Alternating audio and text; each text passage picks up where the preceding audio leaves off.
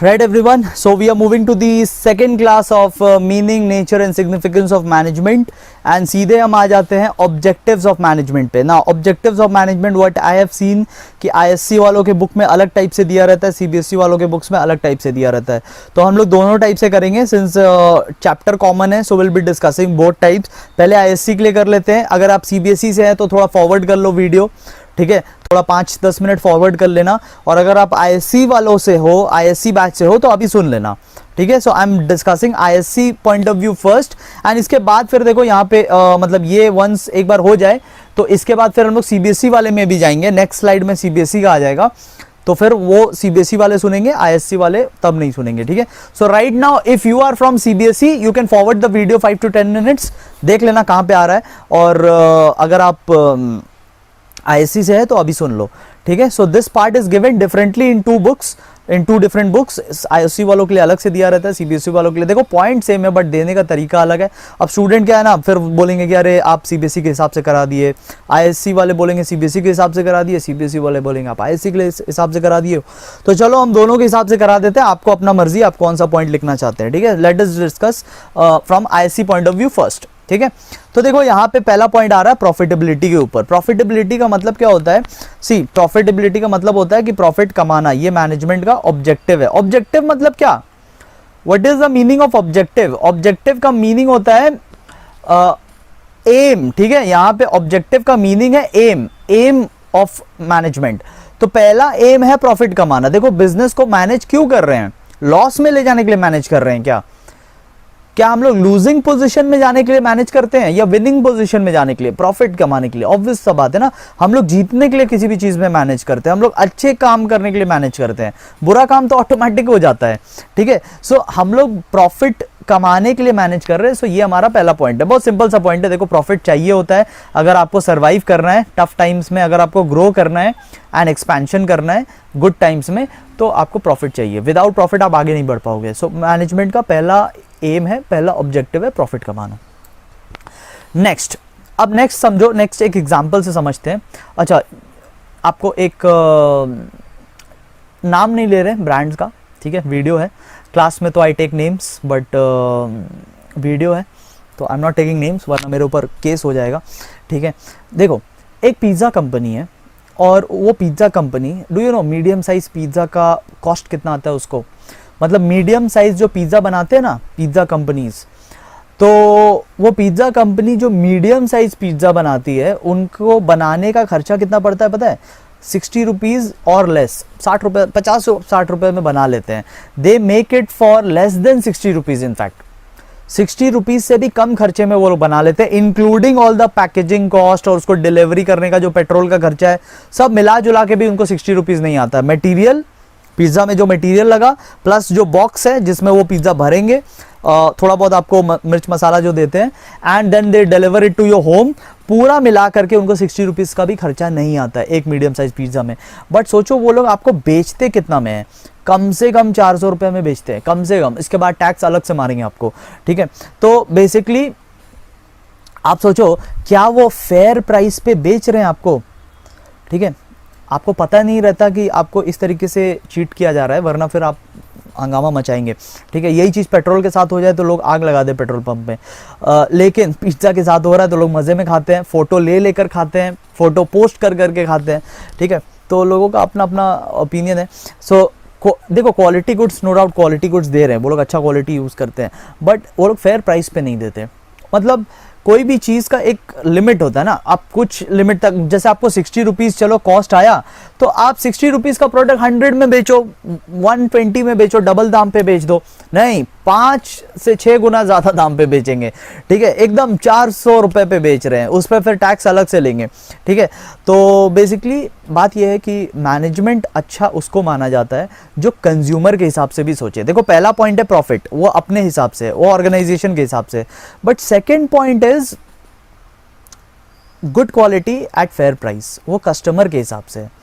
आपको कस्टमर के हिसाब से भी सोचना होगा कि उसको अच्छा प्राइस दे और अच्छे क्वालिटी पे गुड्स प्रोवाइड करवाएं, ठीक है. ऑल राइट, नेक्स्ट पॉइंट पे चलते हैं। अब आता है rightful decision making. Rightful decision making का मतलब होता है सही टाइम पे सही डिसीजन लेना। हमने बिजनेस इन्वायरमेंट वाले चैप्टर में भी डिस्कस किया था कि नोकिया जो इंडिया में बहुत अच्छा मोबाइल मैन्युफैक्चरर था, उसने एक गलत डिसीजन लिया, उसने एंड्रॉयड को एक्सेप्ट नहीं किया। जब बाकी mobile company Samsung and all ये लोग एंड्रॉयड को एक्सेप्ट कर रहे थे, एंड्रॉयड को नोकिया ने एंड्रॉयड को एक्सेप्ट नहीं किया, नोकिया ने एंड्रॉयड को नो किया, और नो करने के चक्कर में वो हो गया बर्बाद।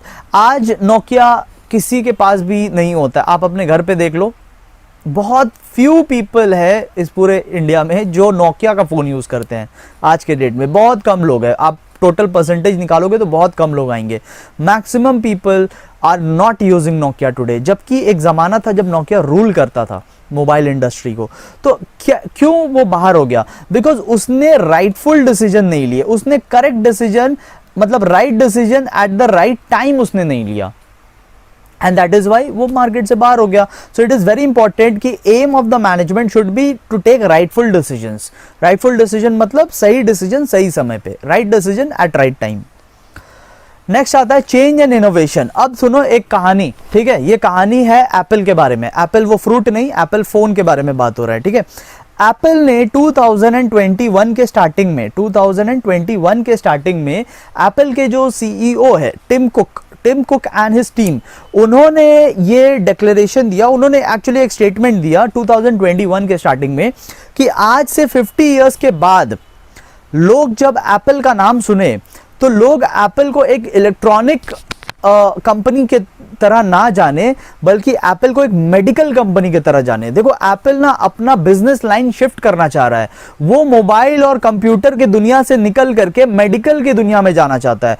दे want to make medical equipments, वो x-ray machine and all that जो हॉस्पिटल्स में आपको मशीन्स मिलेंगे ना, वो मशीन्स बनाना चाहता है, वो वेंटिलेटर्स बनाना चाहता है, वो अलग अलग जो मेडिकल इंस्ट्रूमेंट्स है वो बनाना चाहता है।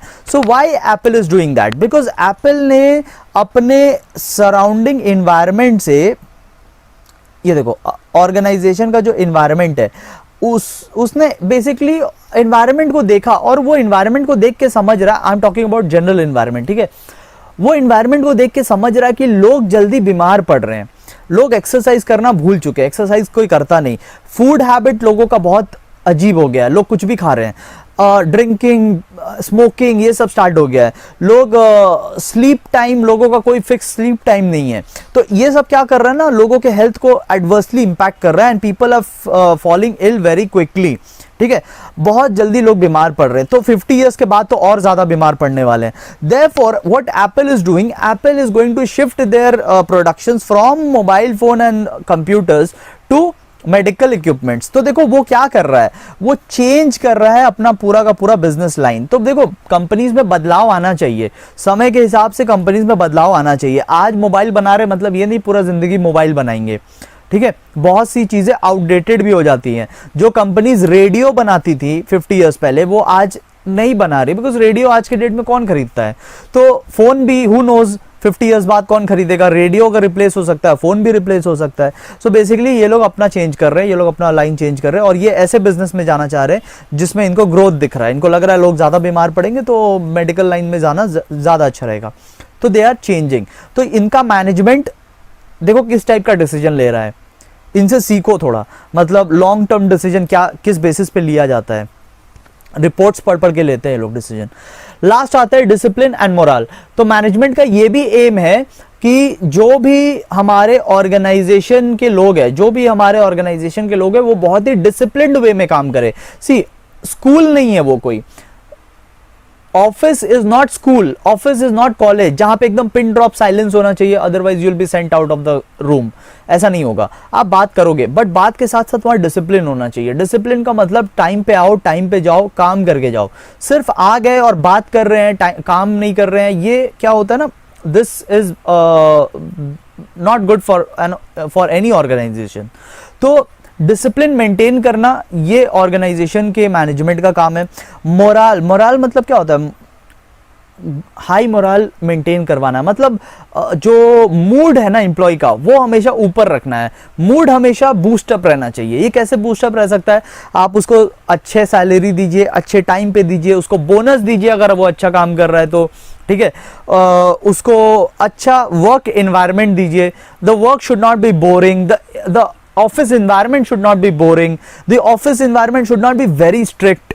तो ऐसा माहौल वहां का होना चाहिए कि एम्प्लॉय जाकर खुशी खुशी काम करे। तो अगर ये सब होता है तो हम लोग बोलते हैं कि अच्छा मतलब मोरल के लिए बहुत अच्छा है ये, and employ will be going there to work. ठीक है, अब हम लोग थोड़ा सीबीएसई के हिसाब से डिस्कस कर लेते हैं। तो अगर आप आईएससी वाले हैं तो थोड़ा 15 मिनट फॉरवर्ड कर लेना, ठीक है, देख लो अपने हिसाब से फॉरवर्ड कर लेना कहाँ फॉरवर्ड करना है। तो सीबीएसई के हिसाब से डिस्कस कर लेते हैं। आपका ना क्या किया है, 3 कैटेगरीज में बांट दिया है चीज़ों को।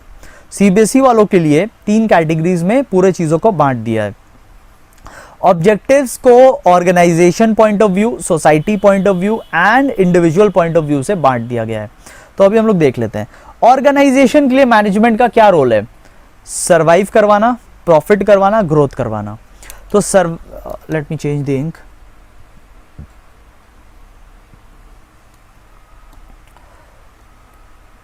सर्वाइव करना, सर्वाइव कब करते हैं, टफ टाइम्स में। कोविड का टाइम है, लॉकडाउन लगा हुआ है, तो ऐसे टाइम में, या बहुत ही टफ कंपटीशन आ गया है, फॉरेन से कंपटीशन आ गया है, मल्टीनेशनल कंपनीज आपको खा रही हैं, तो ऐसे टाइम में हमें क्या करना होता है, हमें सिर्फ सर्वाइव करना होता है।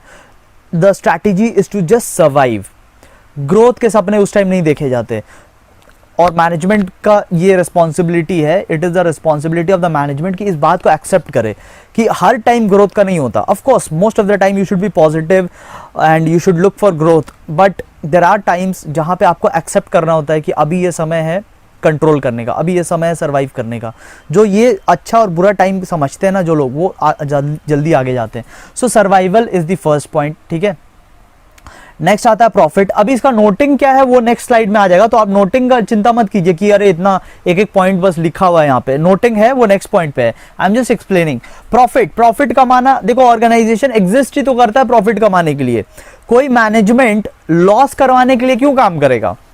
मैनेजमेंट तो इसीलिए लगाया गया है ना, सो दैट प्रॉफिट कमा सके। देखो हम लोग गाड़ी का ड्राइवर क्यों रखते हैं, सो दैट वो ड्राइवर हमें पहुंचाए जगह पे। गाड़ी को अगर एक्सीडेंट ही कराना होता तो फिर ड्राइवर रखने का क्या जरूरत था? तो लॉस ही कराना है तो मैनेजमेंट रखने का क्या जरूरत है? Management is kept just to earn profit. And last आता है ग्रोथ। ग्रोथ कैसे आता है?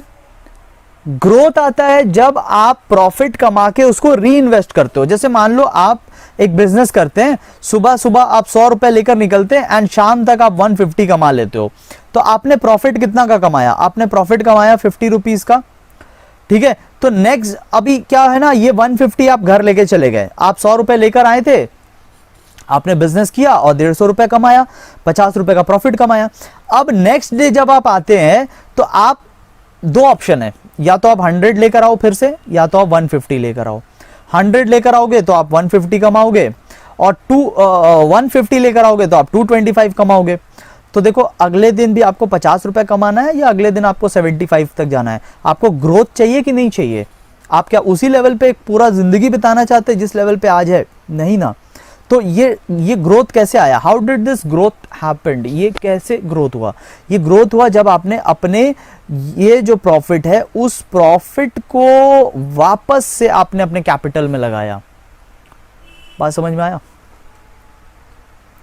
नेक्स्ट आता है सोशल। सोशल ऑब्जेक्टिव्स मतलब जब आप सोसाइटी के लिए क्या काम करते हैं। तो सोसाइटी के लिए सबसे पहला बात तो आप good quality goods and service दोगे।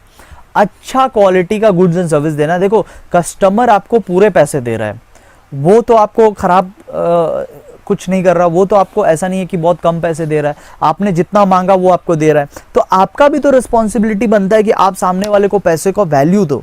अगर सामने वाला आपको मनी दे रहा है तो इट इज योर रिस्पॉन्सिबिलिटी कि आप उसको मनी के बदले में अच्छे सर्विस दीजिए। ठीक है, पैसा ले लिया उसके बाद जैसा तैसा काम करके दे रहे हैं उनको, तो दिस इज नॉट गुड। तो सोसाइटी के लिए आपका ऑब्जेक्टिव है कि आप अच्छा क्वालिटी सर्विस दीजिए, क्वालिटी गुड्स दीजिए, अच्छे प्राइस पे दीजिए। ठीक है, लूट मत लो। जो I told few minutes back, जो पिज्जा कंपनी, जो पिज्जा कंपनी का, ठीक है, जो पिज्जा कंपनी का हमने एग्जांपल लिया था, जो पिज्जा कंपनी का हमने एग्जांपल लिया था, पिज्जा कंपनी क्या करती है? पिज्जा कंपनी बहुत ज़्यादा प्राइस पे अपने पिज्ज़ा को बेचती हैं। तो उसमें क्या हो जाता है, ज़्यादा प्राइस में गुड्स को बेचने से कंज्यूमर के लिए बुरा हो जाता है ना, कंज्यूमर इज स्पेंडिंग मनी, और आप उससे बहुत ज़्यादा अगर प्राइस ले रहे हैं तो सोसाइटी को ठेस पहुंचता है, सोसाइटी लूजिंग एंड पे पहुंच जाती है, you are extracting a lot of money from the consumers, consumer बर्बाद हो जाएगा, फिर वो चला जाएगा किसी और के पास। सो मैनेजमेंट का काम है कि प्राइस तो लेना है, देखो दाम तो लेना है, लेकिन दाम ऐसा ना ले कि मतलब एकदम कंज्यूमर पे ना कर पाए, ऐसा दाम ना ले। जॉब्स क्रिएट करना है, देखो जॉब्स कैसे क्रिएट कर सकते हैं, आइदर हम नया बिजनेस करें, जो एप्पल क्या कर रहा है, एप्पल आज के डेट में फोन मैन्युफैक्चरिंग कर रहा है, बट वो फ्यूचर में मेडिकल इक्विपमेंट्स भी मैन्युफैक्चर करना चाहता है। एप्पल ने कार मैन्युफैक्चरिंग भी स्टार्ट कर दिया, इलेक्ट्रिक व्हीकल उसने वो भी स्टार्ट कर दिया है। तो जब आप नया कुछ करने जाते हैं तो नया जॉब्स क्रिएट होता है। Right now you are manufacturing phones, अब फोन्स वाले फैक्ट्री में तो कार बनेगा नहीं, कार के लिए आपको अलग से फैक्ट्री लगाना पड़ेगा। सो वहां नए लोगों को जॉब मिल जाएगा। या तो आप नया जॉब सेटअप करो, या तो आप एग्जिस्टिंग वाले को एक्सपैंड कर दो। जैसे टेस्ला मोटर्स, टेस्ला अमेरिका में था, अभी इंडिया में भी आ गया है। तो इंडिया में आ गया तो क्या अमेरिका वाले स्टाफ को लेके आया है? नो, यहाँ के स्टाफ काम कर रहे हैं, तो जॉब्स बढ़ा ना।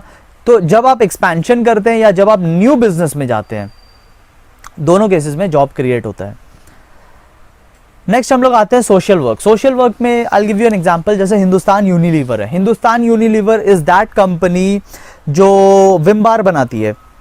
विम बार जो सोप होता है ना, जिससे बर्तन धोए जाते हैं, ठीक है, यूटेंसिल्स क्लीनिंग के लिए जो सोप आता है, विम बार।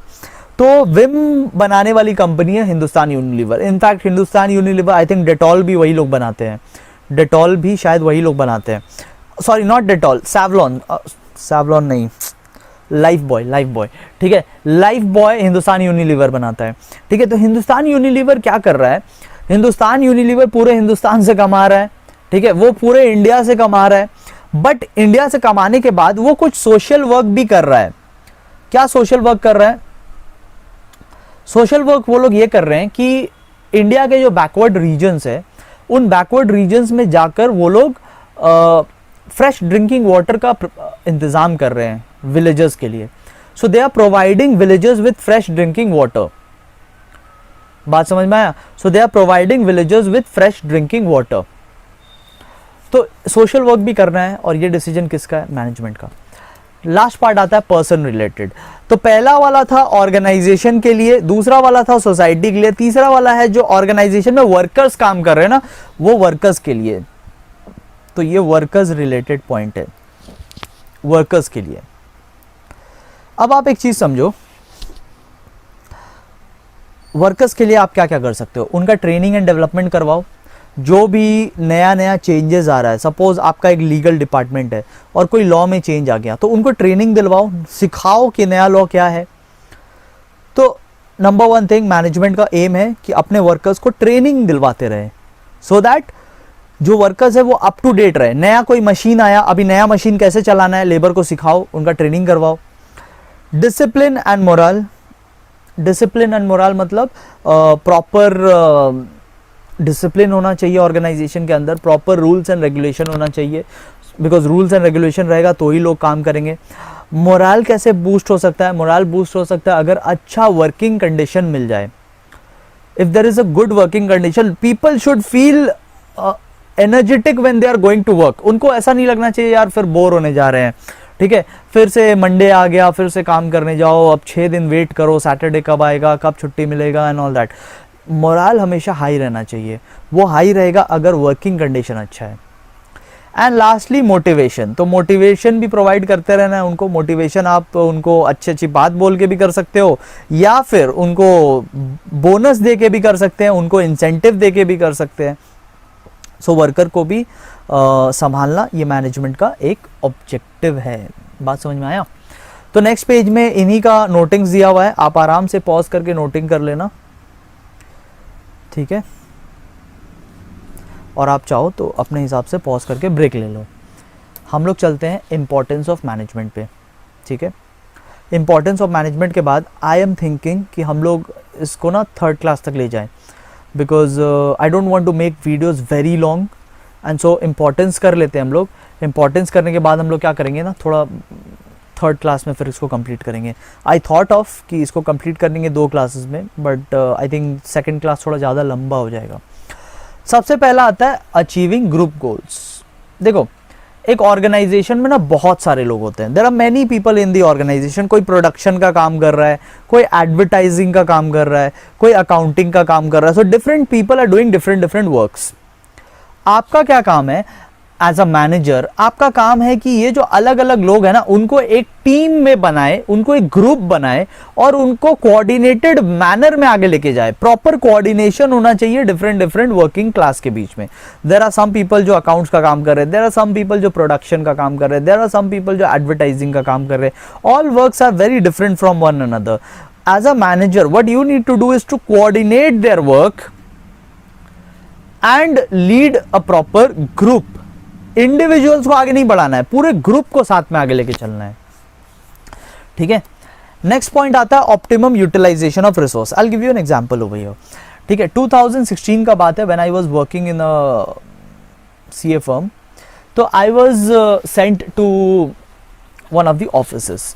ठीक है, हमारे कुछ क्लाइंट ऑफिस थे और उस क्लाइंट ऑफिस में आई वेंट, और वहाँ पे व्हाट आई सॉ कि वहाँ पे बहुत सारे स्टाफ्स थे, अराउंड 50 से ज़्यादा स्टाफ्स थे। और वो लोग क्या करते थे, वो लोग ना किसी भी बात पे प्रिंट आउट निकाल लेते थे। बहुत बार ऐसा होता है कि आपको मैचिंग कराना पड़ता है डेटा, तो एक डेटा आपने कंप्यूटर पे खोल लिया, एक डेटा आपने प्रिंट आउट में ले लिया और मैचिंग करा रहे हैं। तो वो जो मैचिंग कराते थे ना, तो वो प्रिंट आउट लेते थे, फ्रेश पेपर में प्रिंट कर लेते थे, और वन साइड में प्रिंट आया, सेकेंड साइड ब्लैंक है, बट सेकेंड साइड को यूज नहीं करेंगे। आपने तो रफ प्रिंट निकाला है ना, so what you can do is you can print it again, second side में प्रिंट कर लो, that's a rough paper। लेकिन वो क्या करते थे, अब उनका खर्चा तो लग नहीं रहा, एम्प्लॉइज का थोड़ी ना वो खर्चा है, तो वो क्या करेंगे, फाड़ के फेंक देंगे। पहला प्रिंट आउट करेंगे, वन साइड प्रिंट आउट करेंगे एंड देन उसको फाड़ के फेंक देंगे काम होने के बाद। So what was happening, the organization was suffering a lot because of this। एक बंडल प्रिंटिंग पेपर का कॉस्ट पता है कितना होता है? 200 to 250 रुपीज एक बंडल प्रिंटिंग पेपर का। अगर आप अच्छे क्वालिटी में जाओगे तो 300 to 400 भी पड़ सकता है, बट वो लोग जो खरीद रहे थे वो 200 का खरीद रहे थे, 200 to 250 रुपीज का खरीद रहे थे। ये 2016 का बात है। उनके मैनेजमेंट ने एक डिसीजन लिया कि अब से रफ के लिए फ्रेश पेपर नहीं यूज होगा। उन लोगों ने रफ पेपर्स खरीदने स्टार्ट किए। ऑफिस के लिए पता है रफ पेपर मिलता है, कितने का मिलता है? एक बंडल का कॉस्ट होता है 40 रुपया, 40-50 रुपया ऐसा कॉस्ट होता है। तो आप सोचो, जहां 200 रुपया पर डे वो लोग खर्चा कर रहे थे, उनके अलग अलग एम्प्लॉइज अलग अलग बार प्रिंट आउट मार रहे थे, वहां पे एक एक बंडल रोज खर्चा हो रहा था। अब वो लोग का एक एक बंडल पे कॉस्ट कितना आ रहा है? 40 रुपीज। तो 40 रुपीज खर्चा आ रहा है, तो देखो उन्होंने फ्रेश पेपर भी बचा लिया और खर्चा भी कितना बचा लिया। Instead of spending 200 daily, now they were spending only 40 rupees. तो 160 to 200 रुपीज का सेविंग्स डेली बेसिस पे कर रहे हैं। आप सोचो, जो कंपनी डेली बेसिस पे 200 का सेविंग्स कर रहा है, वो 365 डेज में कितना सेविंग कर लेगा। ऑफ कोर्स यहाँ संडेज भी आता है, but I am just giving a rough idea कि अगर आप 200 रुपए का सेविंग एक दिन में करते हैं, तो सोचो 365 डेज में आप कितने का सेविंग्स कर लोगे। समझ रहे हो कितना बड़ा इंपैक्ट आ जाता है। ऑलराइट, तो this is what I wanted to say about optimum utilisation of resource. Optimum utilisation of resource का मतलब होता है best possible utilisation of resource. आपको ऐसा रूल्स बनाना है, आपको ऐसा रेगुलेशंस बनाना है अपने ऑर्गेनाइजेशन में जिससे वेस्टेज ना हो। वेस्टेज होने से क्या होता है, फिर कॉस्ट ज़्यादा लग जाता है एंड ऑर्गेनाइजेशन का लॉस है। नेक्स्ट हम लोग आते हैं minimisation of cost. Again think, cost किसको बोलते हैं? प्रोडक्शन का खर्चा। So I am making a pen, suppose ये पेन मैं बना रहा हूं, कितना रुपीज में? 20 रुपीज में, और मेरा कॉम्पिटिटर बना रहा है कितने रुपीज में? 16 रुपीज में। आई am making it for 20 rupees, competitor is making it for 16 rupees. अच्छा, फिर मेरे को प्रॉफिट भी तो कमाना है, सिर्फ खर्चा थोड़ी रिकवर करेंगे, प्रॉफिट भी ऐड करना है। So I am adding 10 rupees का profit, my competitor is adding 12 rupees का profit. How much am I selling it for? I am selling it for 30 rupees. My competitor is selling it for 28 rupees. आप देखो, मेरा competitor जो है वो कम दाम में बेच रहा है और ज्यादा प्रॉफिट कमा रहा है। I am selling it for more price and earning less profit. Why? Where is the difference? The difference is in cost. मेरा खर्चा इतना लग रहा है ना बनाने का कि ना तो मेरे पास कस्टमर आ रहे हैं बिकॉज ऑफ हाई प्राइस, और ना मेरे को प्रॉफिट हो रहा है।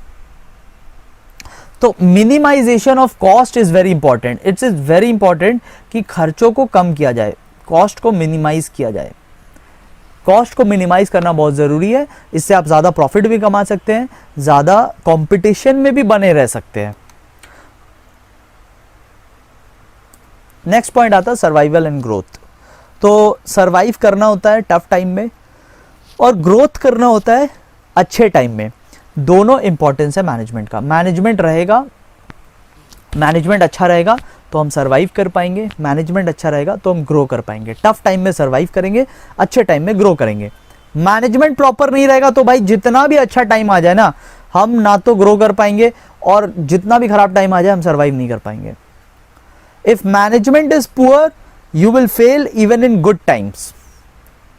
If management is good, you will survive even in bad times. ठीक है। Better standard of living, better standard of living कैसे हो सकता है? जब सोसाइटी को अच्छे गुड्स मिलेंगे, वो भी अच्छे प्राइस पे। ठीक है, बाय प्रोवाइडिंग द सोसाइटी, आप सोसाइटी को अच्छे गुड्स प्रोवाइड करोगे एट गुड प्राइस, तो सोसाइटी का स्टैंडर्ड ऑफ लिविंग बेटर होगा। Because society is getting good quality products now and society is getting it at good price also. बात समझ में आया? Okay. लास्ट आता है generation of employment. I have explained this earlier also. आप employment generate कर सकते हैं, या तो करंट बिजनेस को एक्सपैंड कर लो या तो टोटली न्यू बिजनेस कर लो। दोनों केसेस में you will need more people and it will generate employment. तो मैनेजमेंट का ये इंपॉर्टेंस है। अगर अच्छा मैनेजमेंट रहेगा, अच्छे मैनेजर्स रहेंगे तो वो एम्प्लॉयमेंट जनरेट करेंगे। अगर खराब मैनेजमेंट रहेंगे तो जितना अभी एम्प्लॉयमेंट जनरेटेड है ना, उसमें भी लोगों को निकाल दिया जाएगा जॉब से। तो good management is needed for proper employment generation. Poor management रहेगा तो लोगों को जॉब से हटा दिया जाएगा। ठीक है, I am stopping at this point because इसके बाद का टॉपिक जो है वो भी थोड़ा बड़ा हो जाएगा फिर। So initially my plan was to do it in 2 classes, but now we will be doing it in 3 classes। ठीक है, चलिए मिलते हैं फिर 3rd क्लास में।